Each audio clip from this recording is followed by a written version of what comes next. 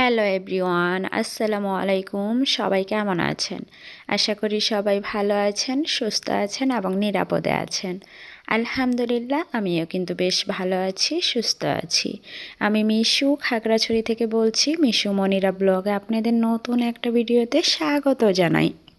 সকালে উঠে কিন্তু আমি উঠানটা ঝাড় দিয়ে নিচ্ছি। আগে রুমের কাজ পরেই করব। রুমের কাজ করতে গেলে দেখা যায় অনেক টাইম লেগে যায়, তো এর জন্যে বাহিরে তো আর তেমন কোনো কাজ থাকে না। এর জন্য কিন্তু সকাল সকাল উঠে আগে উঠানটাই ঝাড় দিয়ে নেই।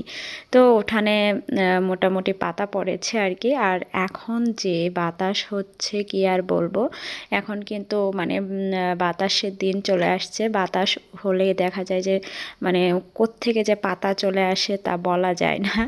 তো এইখানে তো আবার একটা গাছ আছে, কাঁঠাল গাছ আছে এই ঘরের ওই পাশে, তো ওইখান থেকেও কিছু পাতা আসে আর কি।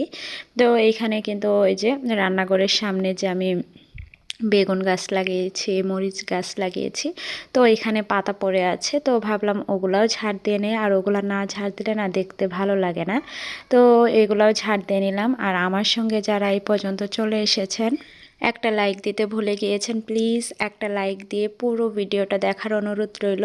যারা নতুন বন্ধু আজই আমার পরিবারে এসেছেন, প্লিজ সাবস্ক্রাইব করে পাশেই থাকবেন, পাশে থাকার বেল বাটনটা প্রেস করে দিবেন, নিত্য নতুন ভিডিও ছাড়ার সঙ্গে সঙ্গে যেন নোটিফিকেশন পেতে পারেন। আর চাইলেই যখন খুশি তখন আপনি ভিডিওটা দেখতে পারবেন। আর যারা অলরেডি এই কাজটা করেছেন তাদেরকে তো অসংখ্য অসংখ্য ধন্যবাদ জানাই। তো দেখুন আমি কি করছি। তো ধাপড়টা উঠিয়ে দিচ্ছিলাম। তো একবারে যদি করে দেই তাহলে রান্নাঘরের ভিতরে আলো ঢোকে না, তো একটু ওরকম করে উঠিয়ে দিলাম। রান্নাঘরে কিন্তু বেশ রোদ চলে গেছে আর কি। তো এদিকে রান্নাঘরটা খুলে দিয়ে এইদিকে ভাবলাম যে সকাল সকাল গাছগুলোতে পানি দিয়ে নেই। এখন কিন্তু এতটাও সকাল না, রোদ উঠে গেছে দেখতেই পাচ্ছেন। তো এইখানে প্রচুর রোদ থাকে, তো এর জন্য মাটিগুলো একদম শুকিয়ে যায়। যেহেতু নিচেও মাটি নেই, তো অল্প একটু মাটি, এর জন্য তাড়াতাড়ি শুকিয়ে যায়। এর জন্য সকাল সকাল পানি দিয়ে নিলাম। আর রুমে এসে দেখুন আগে কয়ালের ময়লাটা ফেলে দিলাম। ফেলে দিয়ে দেখুন বস্তার ভিতরে এগুলা কি, এগুলো কিন্তু রেশন উঠিয়ে নিয়ে এসেছে আপনাদের ভাইয়া। আগের দিন সন্ধ্যাবেলা উঠিয়ে নিয়ে এসেছে, এইখান থেকে আর সরানো হয়নি। তো ভাবলাম এগুলা একবারে মানে সাইড করে রেখে তারপর সরিয়ে রাখি আর কি। তো আজকে সবগুলা কালো পলিথিনে নিয়ে আসছে আর কি, পলিথিন ছিল না। তো এখানে কিন্তু গরু দুধ ছিল, তারপর লবণ ছিল, ডাল ছিল, তো সব কিছুই ছিল মোটামুটি। তারপরে যে আটার প্যাকেট ছিল, তো এগুলো সব কিছু কিন্তু আমি ঢেলে নিয়েছিলাম। আর মনে মনে ভাবছিলাম যে আবার কি কোনো কিছু অ্যাক্সিডেন্ট হলো নাকি। তো না, লাস্ট পর্যন্ত দেখে যে সব কিছুই ঠিকঠাক ছিল। এবার গতবার তো মানে চাল আর চিনি এক হয়ে গেছিলো, তার আগের বার ডাল আর চাল এক হয়ে গেছিলো। তো আমার মাঝে মধ্যে এরকম হয়, তাই আতঙ্কে থাকি। ওই ডাল আর চাল এক হলে দেখা যায় খিচুড়ি রান্না করে খাওয়া যায়, কিন্তু আমার চিনি আর চাল এক হয়ে গেছিলো। কি যে এক বাজে মানে খুব বাজে পরিস্থিতিতে পড়ে গেছিলাম যে আমি চিনি আর চাল কিভাবে কি করব, মানে অনেকটাই নষ্ট হয়ে গেছে আর কি। দেখা গেছে যে চিনিটা নষ্ট হয়েছে, চাল তো আর নষ্ট হয় না। চিনি মানে চালটা ধুইলে দেখা যায় যে চিনিটা পানি হয়ে চলে যায় আর কি। তো এদিকে আলনার উপরে একদম জামকে জাম করা ছিল, কারণ যে কাপড়গুলো আমি পরিষ্কার করব, তো ওগুলো ওইভাবেই ছিল। তো পরিষ্কার করব যে কাপড়গুলো, ওগুলো আমি সাইড করে রেখে আলনাটা গুছিয়ে নিয়েছি। তো ড্রেসিং টেবিলটাও গুছিয়ে নিলাম। আর এদিকে কিন্তু ওই রুমটা ঝাড় দিয়ে ভাবলাম এই রুমটাও ঝাড় দিয়ে নিই। আর দেখুন আমার ঝাড়ুটা কিন্তু একেবারেই নষ্ট হয়ে গেছে, আর এটি কিন্তু একদম ভেঙে যায়নি। মানে নতুন যখন কিনেছি তখনই মানে একটু একটু মানে বাদাটা ছুটে গেছিলো। তো ওইটা আর আমি তখন বুঝতে পারিনি যে হ্যাঁ, বাদাটা যদি সঙ্গে সঙ্গে আবার দিতাম তাহলে এতটাও এরকম খারাপ পরিস্থিতি হতো না ঝাড়ুটার। তো কি আর করার, এখন দেখা যাক কি করা যায়, ঝাড়ুটার কি ব্যবস্থা করা যায়। যে পর্যন্ত না করা যায় ওই পর্যন্ত ওই ঝাড়ুতেই কিন্তু কাজ চালাতে হবে। আর এইদিকে কিন্তু অফ ক্যামেরাতে কাপড় ভিজিয়ে কাপড় ধুয়েও নিয়েছি, অনেকগুলো কাপড় ধুয়ে নিয়েছি যেহেতু রোদ উঠে গেছে।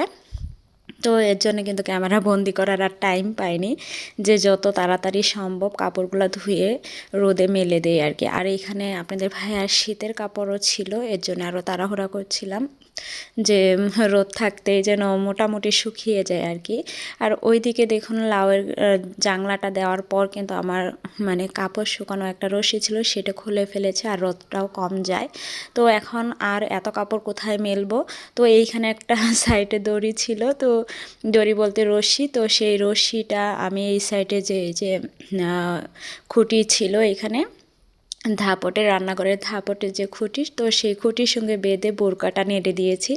আর এইখানে লুঙ্গিটা কিন্তু আমি এই লাউয়ের জাংলাতেই দিয়ে দিয়েছি। আর ফাইনালি দেখুন এটা আমার হাতে, কি বলেন তো, অনেকেই কিন্তু আমার অনেক ভিডিওতে দেখেছেন আমি বেলান পিড়িতে মশলা বাটি, আজ ফাইনালি আমার স্বপ্নের একটা জিনিস এনেছি অনেক দূর থেকে, অনেক কষ্ট করে। আর এটা ভিডিওতে যতটা বড় মনে হচ্ছে এতটাও বড় না কিন্তু। আর এই বালতিটা কিন্তু ছোট বালতি। তো অনেক ইচ্ছা অনেক কষ্ট করার পর কিন্তু আমি শিলপাটাটা কিনেছি। আর এইখানে পাহাড়ি এলাকা তো তো সচরাচর পাওয়া যায় না। আমি বগুড়া থেকে এক ভাবিকে দিয়ে নিয়ে এসেছি। এই শিলপাটাটা কেমন হয়েছে জানাবেন। আর শিলপাটাটা একটু পানিতে ভিজিয়ে রেখে দিলাম। তো ভাবি বলছিল যে পানিতে ভিজিয়ে রাখবেন তাহলে দেখা যাবে ময়লাটা তাড়াতাড়ি চলে যাবে আর কি। তো শিলপাটাটা আমি পানিতে ভিজিয়ে রেখে তারপর কিন্তু অনেকগুলো আপনাদের ভাইয়া বড়ই নিয়ে এসেছিলো, তো বড়ইগুলো আমি রোদ্রে দিয়েছি। রোদ্রে দিয়ে ভাবলাম যে চুলা আর রুমগুলা পরিষ্কার করে নিই। আর আজকে একটা কথা বলি, আমাদের কিন্তু সারাটা দিন কারেন্ট ছিল না। আর কারেন্ট ছাড়া আমি কিন্তু একদম অচল। এই যে কারেন্টের চুলায় আমি রান্না করি, আমার কিন্তু গ্যাসের চুলা নেই। তো সবাই জানেন অলরেডি, যেহেতু যারা শুরু থেকে ভিডিও দেখেন সবাই জানেন আমি এই কারেন্টের চুলাতেই রান্না করি। তো সারা দিন কারেন্ট নাই, মানে আমি পাগল প্রায়।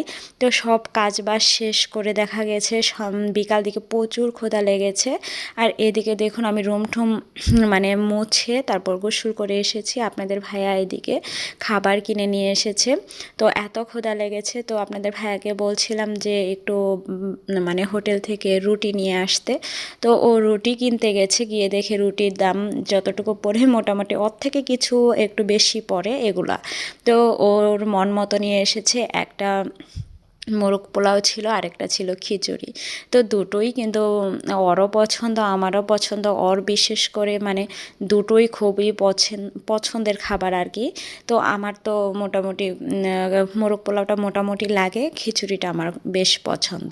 তো আজকে কিন্তু একদম রান্নাবিহীন একটা মানে ব্লগ, আর রান্নাবিহীন আমার জীবন কেটেছে আজকের দিনটা, যেহেতু সারা দিন কারেন্ট ছিল না। আমি কোনো সারাদিন রান্না করিনি। এই যে এগুলা খাওয়ার পর রাত্রে কারেন্ট আসছিল, তো রাত্রের বেলা রান্না করেছিলাম, ওইটা আর দেখানো হয়নি। তো এইদিকে এই যে মোরগ পোলাও ছিল, আর এই যে খিচুড়ির ভিতরেও এক পিস মানে ব্রয়লার মুরগির মাংস ছিল।